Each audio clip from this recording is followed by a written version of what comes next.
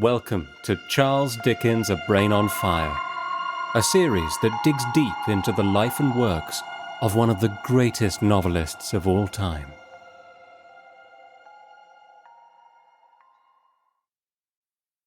In London's West End, along Shaftesbury Avenue, a row of famous theatres terminate into the vast terracotta facade of the Palace Theatre. For the best part of a decade, the award-winning Harry Potter and the Cursed Child has been playing there. And, previously, for the best part of 20 years, passers-by would have been familiar with the sight of a tricolour with Victor Hugo's drawing of Cosette branded on it, as the palace housed the award-winning Les Miserables. Some 16 years before Les Mis opened, however, another musical, with a red, white and blue logo, had the following words projected out front in cinematic neon lights. Jerry Wayne presents the spectacular new musical Two Cities, based on Charles Dickens's A Tale of Two Cities. Two Cities, despite a run of just 44 performances, was nominated for Best Musical at the Evening Standards Awards, with its star, Edward Woodward, also winning the Best Male Performance for a Musical category for his portrayal of Sydney Carton. Audiences and critics alike also praised Elizabeth Power's performance as Lucie Manette.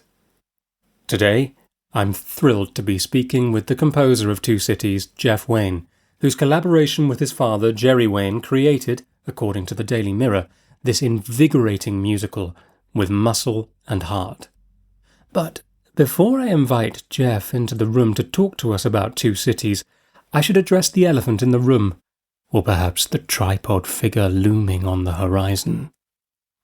Jeff is also, of course, the composer of the musical version of The War of the Worlds, an album that has sold 16 million copies worldwide. So, in part 2, we sit down to talk to him about that as well. Jeff, hello, and welcome to Charles Dickens' A Brain on Fire. It's wonderful to have you here. Dominic, thanks for inviting me to chat to you about a subject that is very dear to my heart. I'm going to throw you right in the deep end. I'm going to send you back in time to Thursday, the 27th of February, 1969, the Palace Theatre, London. I'm presuming that was the opening night of Yes. Two Cities. And interestingly, you just told me something I had long forgotten. The day of the week and the date of it as to what was the opening. I knew it was somewhere in that period, but that's what it was. And what were the steps that then led you and your father to think of adapting A Tale of Two Cities down for this? The idea was entirely my dad's. My father, historically, was a very popular singer, actor, entertainer, generally in the United States. For many years, he had 3 number-1 hit singles in America, did Broadway. He had his own national radio program.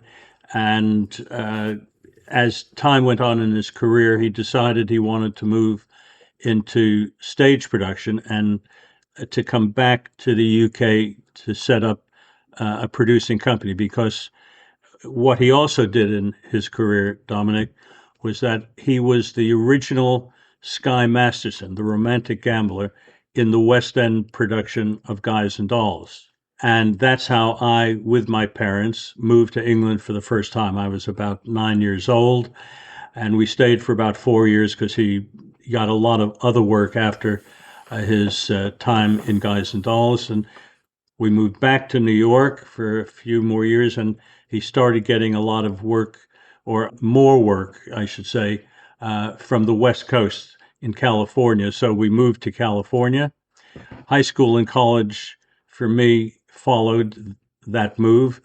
And then it was about the latter period of my time in California that my dad came back to London and set up his theater producing company. And during that period, my dad had been reading a lot of books and getting ideas for a musical, which was his big love. And there were 3 different stories that he actually found, loved, acquired the rights to where they were needed.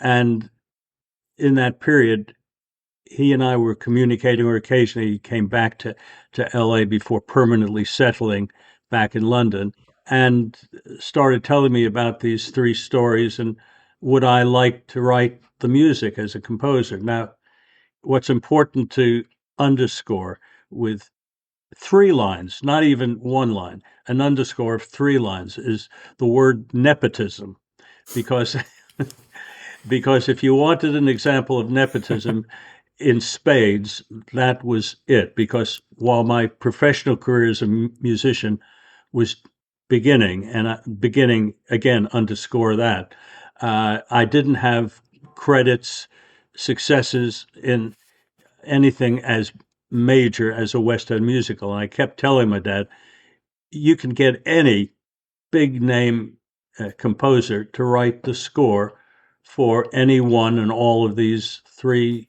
ideas to turn into musicals. And he just wouldn't have any of it. He said, look, I've heard some of the songs you've written. I was getting the beginning of a career in being commissioned to score or do arrangements for TV composers who were writing for drama or light entertainment. I had a couple of bands that I was playing keyboards in that I put together and doing the very usual suspects in the way of bar mitzvahs, birthdays, weddings, you name it.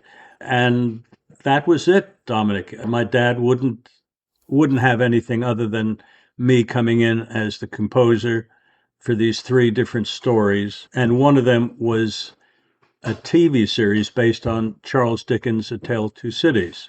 I started coming over from California for us to write together, then do studio demos to be able to present the idea of musicals for each one of these. And Two Cities took off pretty quickly in terms of getting investors, getting a record contract for the release of a soundtrack, directors, stars, as all theater productions require. And because Two Cities did eventually get on the date that our conversation started, I moved back here to London, whereas I now live in Hertfordshire, where I'm talking to you from. But I should also add that at the point in which I came back to London, I had been putting myself through college teaching tennis.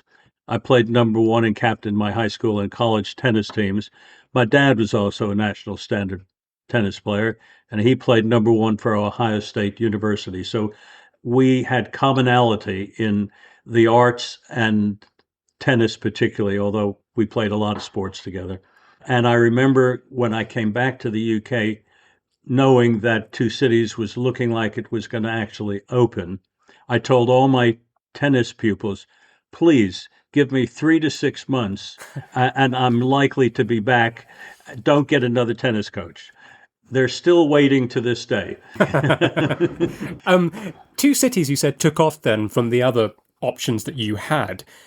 Obviously, I'm sure that must be to do with what you were producing musically, but was there anything in the culture that was propelling it? Because I just look back, I'm talking about these times like I was there, and of course I wasn't. But in 1968, of course, you have so much upheaval in society. You've got the assassination of Martin Luther King, RFK, Robert Kennedy, Vietnam. You've got barricades, a month of barricades in Paris in the summer of 68. Did that have some kind of impact on what you were doing? I think so. Not only impact because of the world we were living in, but my dad was very much liking what Charles Dickens wrote in A Tale of Two Cities about social comment. And I did too. It's also, interestingly, Charles Dickens was a brilliant Victorian writer with a style that was his own. H.G. Wells followed Dickens just in their age difference, but was still very much a Victorian writer. And through science fiction and fantasy, particularly, he was writing about similar subjects. And just those years later, when my dad and I were working on the War of the Worlds, some of these themes in each of their own ways related to each other. And I can remember my dad and I talking about that. So the answer is yes, very much so. And I should also add to it, when I finally came back permanently to live in London because of Two Cities, I was sent a notification that I had to appear at the Army base in Ruislip, the United States Army base, Right. for a possible induction into the draft. And I did appear there and had, unbeknownst to me, the knowledge that came very quickly is that I failed my eye test. I was apparently something I never knew. I had some color blindness, which certainly at that time disqualified me from going into the army. And I think you can imagine that a father and a son, and my mom, who was in Los Angeles, were very relieved that I failed my physical at Ruislip, and I stayed. I was also going to school here in the UK at what was Trinity College of Music, and my pupils in tennis, they never heard from me again, other than some of them actually invested into Two Cities. Jeff, I was wondering if we could just slightly dig into the score a bit of Two Cities, because as we were logging on to talk, I had a kind of pulse in my head in 5/4, and I just think this is just to jump to "The Time Is Now." That song, that is so charged and powerful. I have no tears to give the dead. Tears for the live are what I shed. No time to cry.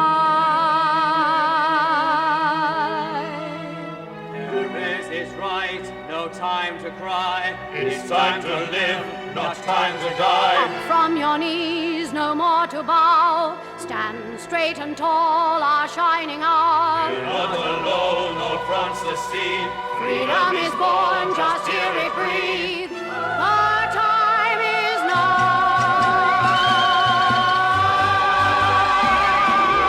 It had a temperament about it, which had drama. It was setting the way the world was in France with the French Revolution. We fight, the wine is ready, we know we're right, and we are ready. Now is the time, right now. Because there's no existing footage of the show, can you remember how it started with that prologue, The Best of Times? What did we see in the audience? My memory is that the canvas, and please remember, in 1969, theater was not, in technological terms, anything like it is today. So there was a curtain, and my memory is that we had a logo for Two Cities, and the logo came up with moody lighting. But my big breakthrough was convincing my dad and the theater owner of the Palace Theater to go from mono sound into stereo sound. So, Wow. and compared to where we are today with speaker systems and technology that one has available, it's day and night. But sitting in a theater and hearing a stereo projection filled the room in a way that was not common at all. And the music, you named the opening piece, and it gave a drama to it and a size that I think helped draw the audience into what was about to unfold, because at the end of it, curtain rose and off we went. It was the best of times. It was the worst of times. The age of wise men, the age of fools. It was the morning of belief. It was the evening of suspicion. The season of light. The season of darkness.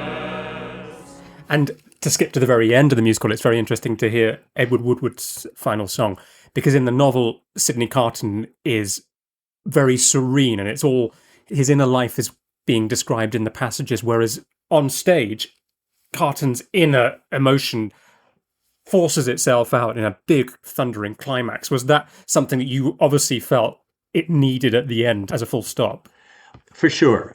You're fighting for attention at the start and at the end. Now at last I find the peace I'm seeking, the peace I've never known. In your thoughts I'd rather be forever. And again, it goes right back to Charles Dickens and our writer who adapted for the BBC. Constance Cox was the author who wrote the TV series and that we worked with. Connie was a lovely lady with a wicked sense of humor, particularly when we're talking about guillotines and people being executed. But yeah, the ending was a dramatic song. It's a far better thing I do now than I have ever done.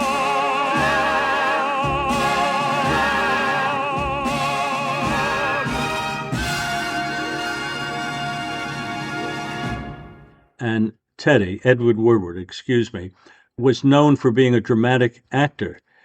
He was, during that period, Callan, a tough-nosed detective on a very successful TV series. The public weren't aware of, until he did Two Cities, was that he had a brilliant tenor voice. And in the day that Two Cities ran, there was no Olivier Awards. It was the Evening Standard Awards, which was the main award in theater.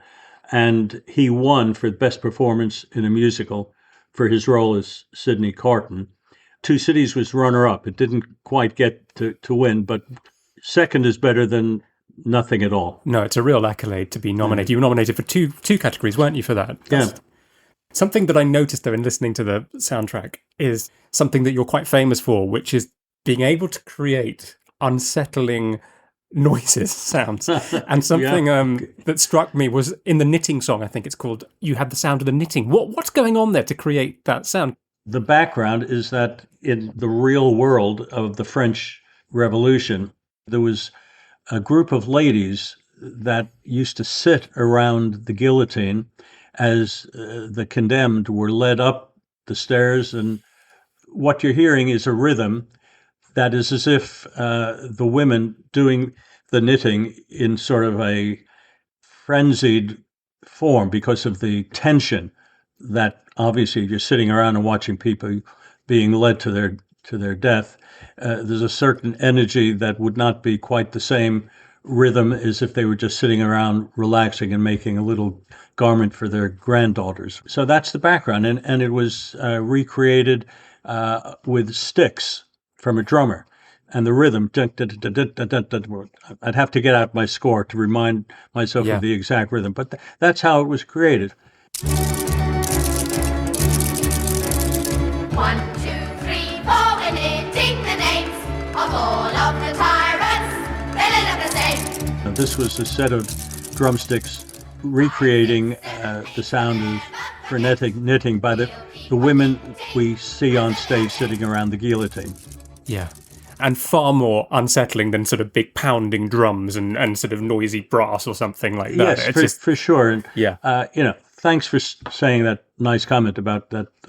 I might be known a bit for quirky sounds or whatever. Many questions to come about War of the Worlds coming that you may have answered a gazillion times before, but I'm so curious about some of them. Okay, well, I've made a career out of music, which I love. It's the nourishment of my life, if you want to call it that. But I've also been, particularly as electronic music came into being, which was in and around the time Two Cities was opening. My first synthesizer was around 1968, so about a year before Two Cities opened. But I've always loved the challenge of trying to turn moods, lyrics into unusual sounds and rhythms and counterphrases. So it's just out of real interest to use all the tools that are available to any composer, arranger. Yeah. very early on in the show is Lucie Manette singing Tender Love and Patience. With tender love and patience, you'll come back to me, and hand in hand we'll walk a land, a happy isle where children smile, and you'll be loved and cherished tenderly, and you'll come back to me. The unpredictability and yet the catchiness of that melody and the harmony. What is harmony and melody to you then as a composer? Because you really know how to sort of stir a listener, I think, with that. Well, thank you again for saying that. I think anybody that's composing tunes or songs, words and music, it's depending upon, firstly, what you're feeling, and then if you're a pianist like I am, or a keyboardist, because I play all keyboards, a guitarist, anything where you might, as a songwriter, be using whatever your main instrument is. You're not just writing the tune, you're accompanying to the tune, and you're finding chord patterns, movement, any internal rhythms that complete the song or the tune. It comes from within, it comes from the subject matter, that if it's an original story with lyrics that are saying something that means something to you, or in my case, we're adapting a classic story, it's triggered by those ideas that come from the events in that story. Yeah. And you'll come back to me. I hope you enjoyed hearing Jeff talk to us about Two Cities. Sit tight now for part 2, where we dig deep into the creation of his musical masterpiece, The War of the Worlds.